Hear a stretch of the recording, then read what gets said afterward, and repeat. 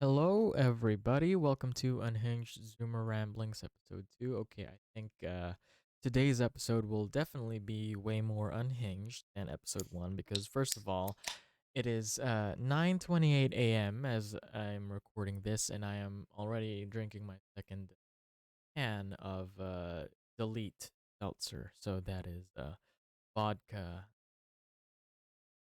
watermelon, and sour apple. So that's 6% ABV. So isn't that great? Okay, so I will start off by addressing something that bothered me. Well, listen, okay, let me get straight to the point.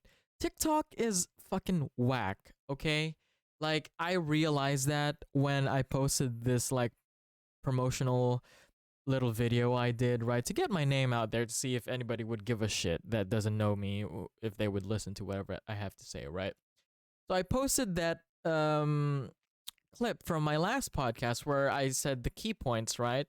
Um, and one of the responses, if not the only response in that TikTok, was someone saying, "You're a film graduate and you love Marvel, LMAO," or something like that. Like, what the fuck? Like, why are we gatekeeping filmmaking now? Like, so you're saying if you're a film graduate and you love film, if you've studied film, that you can't love Marvel? You can't be an MCU stan? Like, what is up with that? TikTok is fucking whack, okay? Like, and I feel so um validated in me thinking that because like I've been listening to other podcasts as well. So like Mike's Mike and Tiny Meat Gang, or I forget, but I know for sure Mike has at least pointed out how fucking TikTok just fucking roasts him all the time as well. And I'm like, okay, well, at least I'm not the only one. If he's this big YouTuber, podcaster, whatever, and he's getting roasted for his TikToks, I'm like, okay, well, it makes me feel better that, like, as a smaller creator, that I'm gonna get roasted as well. And, like, you know what? It doesn't really bother me.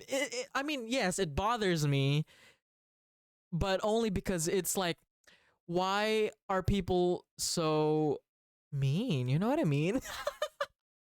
Like, why do people choose violence?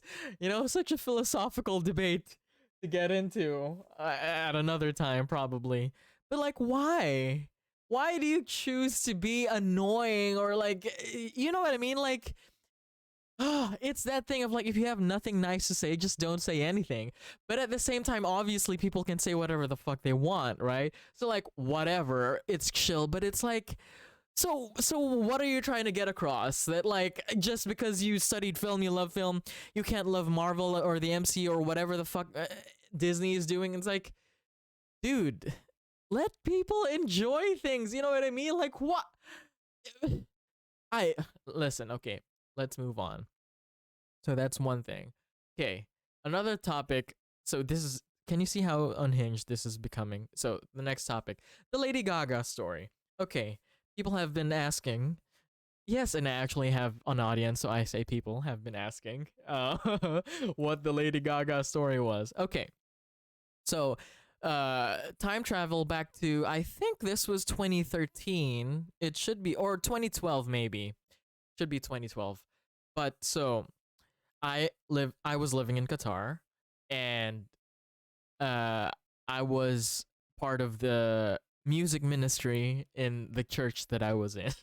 Right? Okay. So I played the piano or keyboard, right? For the praise and worship section of the church service.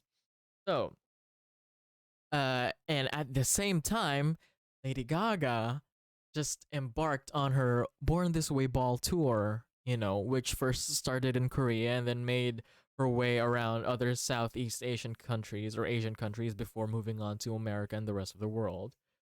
But so I think this was around April or May 2012, I'm pretty sure, where Gaga was in the Philippines, right? So she was doing a 2 night concert in the Philippines, promoting her album Born This Way, which is the album that changed my life, which we can have a whole episode dedicated to that whenever. Um, But so what my church started doing before the um practice sessions for the service, right? Because obviously we had to practice our songs and whatever. Um, we started to do Bible studies. It was one of the suggestions of one of the other people. So anyway, during this Bible study, it seemed to go well. Whatever, talking about Bible verses and whatever. And but at the end of it, I don't know how and why, but the topic of Gaga got brought up by one of these people, um, one of these leaders, right? And they were like, "Oh, you know how Lady Gaga's in the Philippines, right? And this is not verbatim, but essentially she was saying shit like, um, yeah, Gaga is spreading Satanism or whatever the fuck, that dumb bullshit, right? But so whatever, that was the thing that didn't get me. Whatever, right? People think whatever they want to think. That fucking Lady Gaga is a fucking Satan worshiper, whatever. Whatever. At that point, when I was hearing that come straight out of her mouth, I was still like, okay, where is this going? Let me hear what she has to say. But then, okay, here's what triggered me. um, this is the fun part, is when she started going on about like Lady Gaga fans worship the devil. And when I heard that, oh Mary, that was when just like shit, like the gears in my brain started turning. Jesus Christ, can I speak? The gears in my brain started turning, and I'm like, okay, so me, yeah, like a Lady Gaga fan, the pianist, the keyboardist in the music ministry. You might not know that I also love Lady Gaga. That you know her music really saved my life. So because okay, to get into it, Born This Way was released in 2011. The album, the song first, obviously, then the album, May 2011. And it was around May 2011 that I moved to Qatar. This closeted gay kid who moved to a Middle Eastern country where you will literally die or, I don't know, be put to jail if people knew you were gay, right? And like, sure, I don't know if they would actually do that for a fucking 12-year-old. But so anyway, Gaga released Born This Way at the same time, and like, listen, bitch, if you listen to that album is like fucking gay salvation, okay? She literally did that for the gays. Like, culture and society shifted when Gaga released Born This Way, okay? So, for a whole year at that point, Born This Way was like the soundtrack of my life, okay? From May 2011 up until May 2012 when this event happened in the church involving me in my church. And so my other youth people knew that I was a fan of Lady Gaga, right? The younger people in the music ministry. But this older Miss Ma'am just willy-nilly was like, oh, Lady Gaga fans are Satanists, and like I pray for them, I pray that they will be saved from Satan and her fucking satanic ways. Again, not verbatim, but that's essentially what Miss Ma'am was saying. And so, in my mind, I'm like, at that point, I was like, okay, I'm fucking done. I'm just fucking done. Like, oh my god, Miss Ma'am, like, ooh. Ugh. I at that point I was just like, okay, that's what you think of me. Like, that's what you think of Lady Gaga fans. So therefore that's what you think of me, even though you might not have known that I was a Lady Gaga fan. Um so I was like, I stayed a little bit longer, right? And then after they did the closing prayer of the Bible study, I just fucking up and left. And here's the funny part is that like cuz the church was in this house that me and my family used to live in, right? We lived upstairs, and like the place where the service took place was in the first floor. And so, but me and my family weren't living in that house anymore, but the church was still there. So obviously, whenever we had to go to church, we would still drive to that place. But um, so what I did was I just walked out, and my dad was waiting outside in his car for however long the Bible study was, because my dad is cool, right? So he was just waiting there, and I guess he was surprised to see me just come there like way earlier, or I don't know if it was way earlier. Oh no, yeah, it was way earlier because like, so we did the Bible study and we were supposed to practice our songs. But what I did was before we practiced the songs, that's when I left. Right after Miss Gurley said, "You worship Satan, so I pray for your salvation, whatever the fuck." And I was like, "I don't need your fucking salvation, Miss Ma'am. Like I'm like Lady Gaga already saved me." Seriously. Um. Anyway, we can get into a whole religious discussions. Um. But so I told my dad, I was just like, yeah, can we leave, please? And like, he didn't ask too many questions, and that's how I know he's a cool dad because like I said, I'll explain on the way, and like, so he just drove me home, and I explained what happened, and like, that was that. So that's the Lady Gaga story, and that the most important thing to come out of that related to me is that after that night, right, I never went back to that church except for when they had their anniversary or whatever, and like I went again. So my parents still went, but I didn't. I told them what happened, and then they understood. They were like, "Okay, that's completely fair. We won't force you to go to this church anymore." And so like for a whole year, I stopped going to church. Awesome, right? I was like, "Fuck these people." I mean, come on, seriously, fuck these people. Like, this is why I hate like religion or like overtly religious people. I'm sorry. Maybe I don't hate you, but like I would rather not be in your presence if all you're going to be doing is like just judging people when you don't even know them. You know what I mean? Cuz that's that's what you get for just saying all this shit about like Lady Gaga fans are fucking Satanists, and I'm like, I don't fucking worship Satan. I'm not a fucking Satanist. You know what I mean? Like, I mean, good for the people that do worship Satan. More power to you. Long live. Like, I don't, and like I at the time I was like, why are you? Because obviously they mean it in a negative way, and I'm like, I don't fucking worship Satan, and you're unknowingly calling me a fucking Satan worshiper. Anyway, let's try to move on from that. Um, but yeah, I stopped going to church like essentially ever since then. Like a year or two later, my family found another church, and I went there for a while. But then it was better. It was cool. But then like at that point, I was just like going there because like my parents told me to go there. But I did eventually just stop going to church, especially when I moved back to the Philippines. Like, yeah, I was just done with church and Christianity, basically. Sorry, just took a sip of my vodka there. So, anyway, that is one topic gone.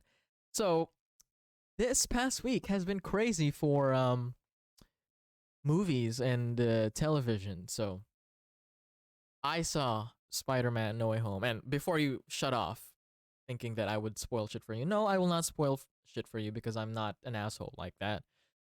But I just wanted to say this. So, as you know, if you've listened to my first podcast, the first episode, or if you already know me as a friend, that I do genuinely love the MCU and whatever Marvel and Disney are doing with it. And like, I am not one of those people that will always look at um popular movies or TV shows with like an air of pretentiousness where like just because I studied film and whatever that I'm always going to be looking at things very critically. I'm not that kind of person, right? Like if something entertains me and if something moves me, then I am going to love it and fall in love with it. So for me, what matters most to in terms of movies and TV is like firstly I guess characters and then secondly story. But those two are the main things that go hand in hand in how I feel about a movie or a TV show. And with the MCU, the story and the characters I'm just in love with, right? Like think about it, since 2008, right?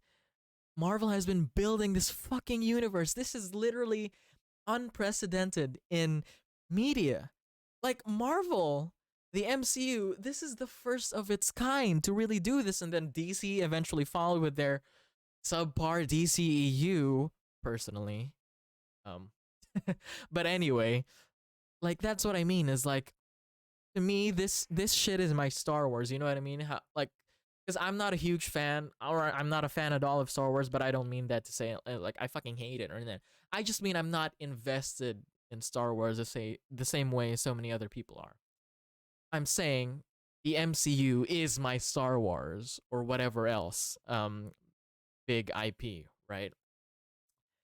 So with No Way Home, I'm not gonna spoil anything, but all I have to say is this: it is like a moving, beautiful love letter to comic book fans, Spider-Man fans, but I feel like most especially to for the MCU stands. Um because like so many aspects of this movie just touch on so many things about the MCU and like the Spider-Man comics and it I don't know shit about comic books because I haven't read them, but from what I'm saying, from purely a comic book movie fan as well, and the MCU, like I don't know if I'm making sense. This is where the unhinged Zoomer ramblings part comes in, but like I don't know, it was a beautiful tribute, is what I'm trying to say, and that if you haven't seen it yet, absolutely you have to see it. Like, oh my god. Okay, anyway, moving on. Oh, there's this website called Letterboxd where it's basically like film uh fans or whatever write little reviews and like there was this one review for No Way Home. I love Letterboxd so much, man. Uh all the review said was with regards to Spider-Man No Way Home. This is what Tarkovsky meant by poetic cinema.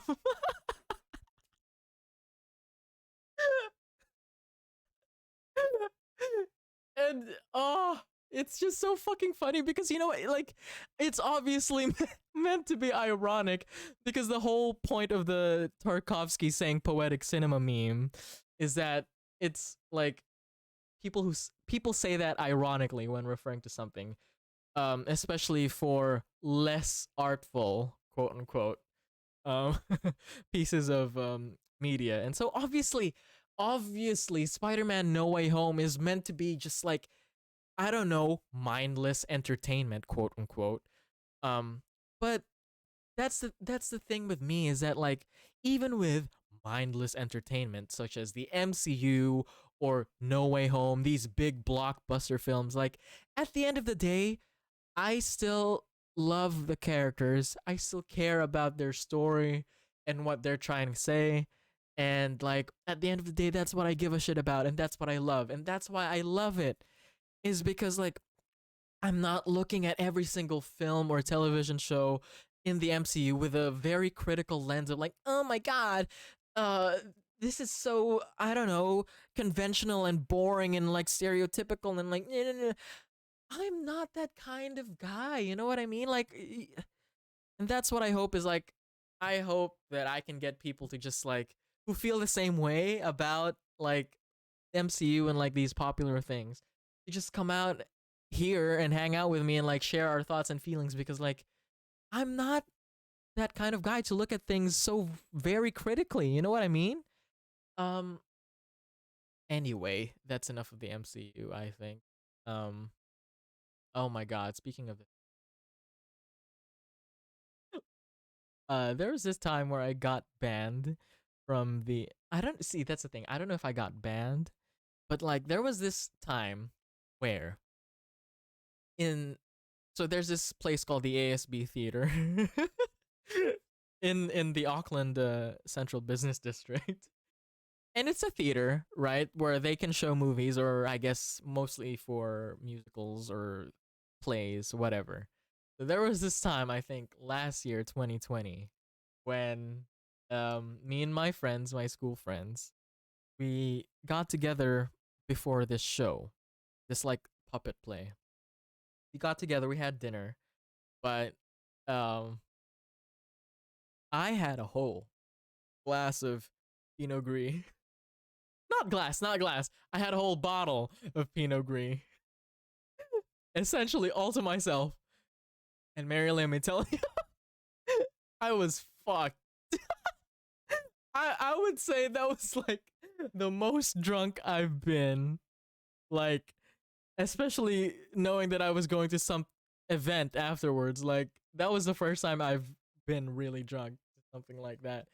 And oh boy, long story short, as we were watching the play, I was just I was just spewing my whole guts out. Like I was spraying, mama. I was fucking like, yeah, I'm not even get.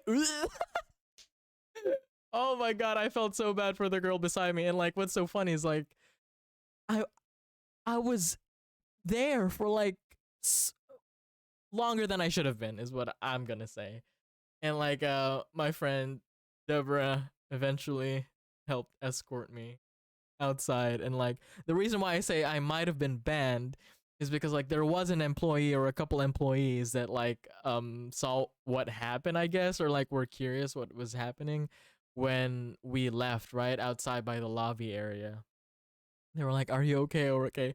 And what Deborah said was like, "Oh, he must have just had a an allergy or like a reaction or something." I forget what she said, but she made up some excuse that basically wasn't, oh, he puked everywhere because he was so fucking drunk. um, okay. Well, so I don't. Oh my God, this podcast. Yep, this was like me telling the Lady Gaga story, the MCU story, not MCU story. My admiration for MCU. Um, my and I'll leave it at this. My friend Stephen, hilarious friend, he messaged me saying the Russo brothers could make Bicycle Thieves, but Vittorio De Sica can't make Avengers Endgame.